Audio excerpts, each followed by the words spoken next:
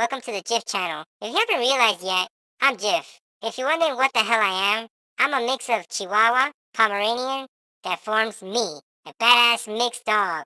But enough about me. I know you're here for the review, so let me turn on my monitor. One sec, please.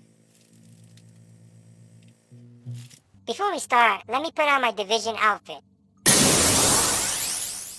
So guys, what do you think? All badass and ready to go. Do you like my puffy cap? Do you know how long it took me to get this? It took me 30 hours to get this cosmetic bullshit. Which brings me to the storyline of this game. In a nutshell, you are a sleeper cell agent which belongs to a secret government organization. Think of this as a CIA. You're the last line of defense in a crisis that happens in New York. You and other Division agents, along with your Division dog agents, must secure the city. Yes, you heard me, dog agents. You don't believe me? Look at my kick-ass buddies in-game having done all the hard work, securing the city, giving them enough time to sit back, relax, and do their thing.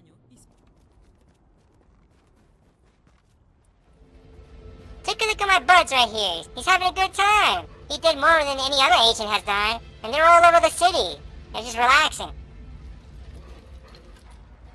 See, the thing is, guys, there really is no storyline. Here, it's a virus outbreak that strikes a major city. People are sent in to investigate and find a cure. Stop criminals from doing bad shit. That's it. The storyline isn't memorable. See, my beef with the story is you don't see the effect of the virus. Conveniently, everyone left in Manhattan are immune to the virus. They needed to put more emphasis on the intense moments. For me, those moments where you get that feeling like, ah shit, we're gonna die, or you get that feeling your character's in danger. We needed more of that. They could have added in the story that the outbreak didn't kill all the infected, but instead turned them into the zombies. Or some type of violent, crazy, subhuman out to kill you. This was definitely the case in the subway system. When I was there, it lacked substance, it felt bland, it had no depth. Maybe they could have placed or told a story where the infected only could survive in subways or something, and they couldn't come out in daylight. It would have brought more intense, more drama to the gameplay and made it better, in my personal opinion. Onto character development. When you start out, you get to pick from 5 different variants of faces to develop your character. Including female, you have a total of 10 variants. You can change their hairstyle, hair color, eye colors, add beards. You can also add scars, and you can add camouflage to the face. The problem with the character model is that it has no depth. You can't change the character's age, the height, the body type. Personally, for me, it doesn't give me a really good reason to care about the character. I don't feel that connection to my character. Remember when you used to actually take the time to build a character with a system like Oblivion or Fallout? Yes, it took more time, but you had that connection to your character. You actually cared about it. Remember, guys, this pile of poop? Well, as we all know, The Division was published by Ubisoft. And to be fair, I came into this game thinking they might amp up the graphics of this game since they have the reputation of downgrading graphics badly. Well, to my surprise, they didn't mess all of this up. Yes, there is a downgrade, but overall the game looks gorgeous. You appreciate every detail in the game. I literally had to stop and stare at the building, the surroundings, especially in new areas I discovered. I was born in New York, and I appreciate that extra details the developers did to bring great details to the buildings. The day and night cycles look great. The change in the weather, the fall of the snow, the freaking shooting out tires and the way the windows breaks in chunks on the cars is awesome. It's just downright awesome. Sometimes it's the small things in the game that makes the game better. The combat system is nothing new, resembling that of Gears of War system. Press button to cover and same button to uncover. Same aspects of a third-person cover-based system. The cover system at times is unresponsive and has this type of stickiness to it, making your character not exit cover when you want it to exit. On a side note, to PC users, they are very fortunate to be able to keybind. It looks like developers are starting to pick up on this. I remember a couple of years ago, a port to PC meant you needed to get a controller, but for the Division, the developers took that extra time to input keybinds. Thanks for that, I really appreciate it. Oh, look who it is. Hey, it's the conquering hero.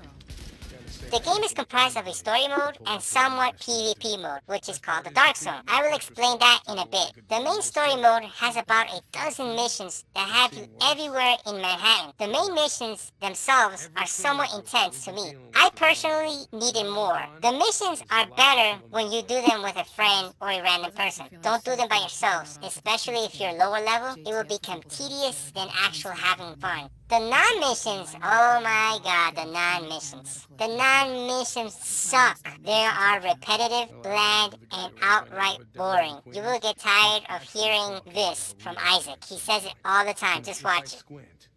I can almost see it. Warning. Incoming hostiles. Warning. Incoming hostiles. Warning.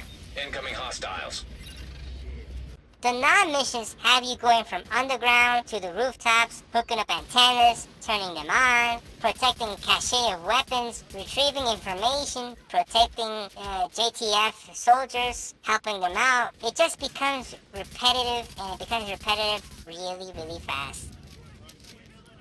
The boss fights are nothing special here. Either you have your behemoth-type boss holding a flamethrower with a long-ass reach on you, or have a tech boss with a sniper rifle and a turret. There really is no variant. There's just fully armored up with a yellow bar over their head, indicating they will take you a long-ass time to kill, and becoming a tedious work. No real strategy is involved, no thinking needed. You just hide behind cover and pop shot till the boss is dead. That makes it so frustrating because we expected more. I expected more. They could have done so much more. Maybe add a tank where you need to do a strategy to take out, forcing you to play with other players cooperatively. Or how about maybe add a timer on a boss where he gets reinforcements and has other bosses to help him out. Don't even get me started on the ending. I won't spoil it here because the ending is so dumb. The NPCs are either glitchy or just simply dumb. If you don't believe me, take a look. See how dumb the NPCs are? Look at this dumb man.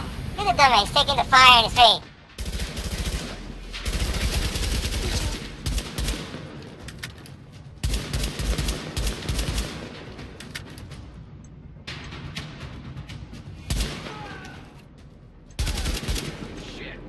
Look at this dumb man.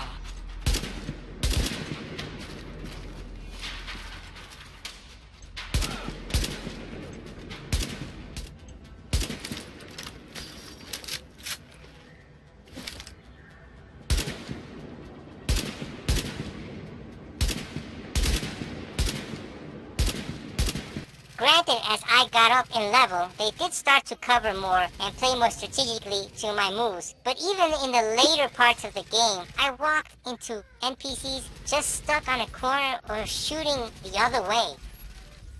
This brings me to the Dark Zone. See, the Dark Zone was intended by the developers to, I guess, have a community of players to go loot and explore areas of New York to find the best gear. But no one does this. What players do in actuality is farm, which is going in circles waiting for shit to respawn and get more loot. Then there are the rogue agents. These agents, while in the Dark Zone, shoot another agent and get their loot. The problem with this is this really isn't a true PvP. This feels more on par with DayZ, where players are killing each other just for fuck's sakes. Recently a new update came out, reducing the punishment of rogue agents. Basically, Ubisoft just opened a can of troll agents, especially overpowering players. Good luck guys in the Dark Zone.